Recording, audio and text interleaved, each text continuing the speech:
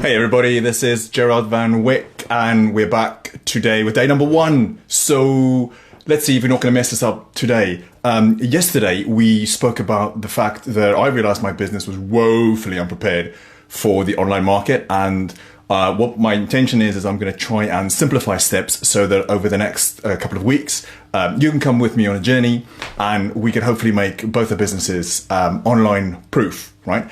So a couple of things to clarify is, because we talk about salons, hair and beauty salons, I'm going to use the word chair capacity a lot, and that's not like my chair, that's your chair, right? So if you got like 5 or 10 or 50 or 100 chairs in your salon, when I talk about chair capacity, I'm talking about the amount of chairs that you have, and really what we're trying to say is that if you're not filling your chair or the amount of chairs you have in your salon to full capacity, then you're just wasting money, right? So ideally where we want to be is we want to be at chair capacity or over chair capacity, okay? So when I start saying stuff like that, then you'll know what I'm talking about. So that's chair capacity.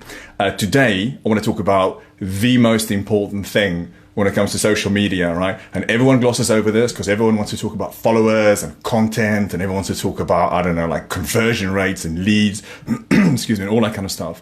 But what we need to talk about today is reaching the right audience, right? It's boring stuff, right? But this is, who do you actually talk to, right? And the analogy that I normally use for this is, imagine that you go to a farm, right? A farmer has a big field and he has like 1,000 people in this field, and then he puts a fence around the field and he says to you, hey, you know what? You can go inside onto this field with 1,000 people in there and you can go and sell your products to these 1,000 people. And you're like, oh my God, it's amazing, right? So you pay him whatever you pay him and you go into the gates, and now you kind of have like this confined space, and you have 1,000 people and you start talking to them. And let's say in this analogy, you sell, I don't know, hair extensions, right? So you start talking to the first person and then they're kind of like, oh, I don't really want hair extensions, I'm in a field. And the second one is like, oh, I don't really want hair extensions either because it's all muddy and I'm wearing some Wellington boots.